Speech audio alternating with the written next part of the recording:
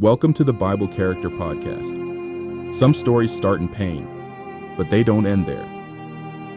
Today's guest was a woman with a past, but God gave her a future even kings would envy. Rahab. Welcome. Thank you, Delight. People used to whisper when they passed my door. They didn't need to say my name. The prostitute who lives in the wall. That was enough. I wasn't born dreaming of that life.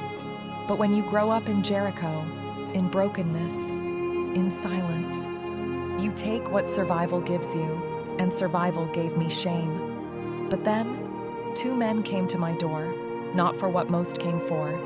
They were different. They were Hebrew, and they spoke of a God I had only heard rumors about. The one who parted seas, the one who fed people in the wilderness, the one who was coming for Jericho, and somehow, I believed.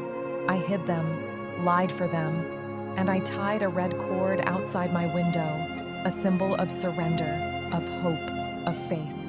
That red cord? It was my lifeline, not just from death, but from who I used to be. You want to know what grace looks like? It's when a woman like me, used, discarded, forgotten, gets written into a story of redemption, not as a warning, but as a mother. I had a son. His name was Boaz. He married Ruth, and generations later, Jesus was born from that line. Me, a prostitute, in the lineage of the Savior. You can talk about my past all you want, but I'm standing in the middle of God's promise. What do you do when your past is full of shame, but God still writes your name into his story? Rahab didn't earn grace. She just believed. And that faith, even in the middle of her brokenness, changed everything. She didn't just escape destruction. She became part of a divine legacy. Maybe you feel like your story has gone too far off track.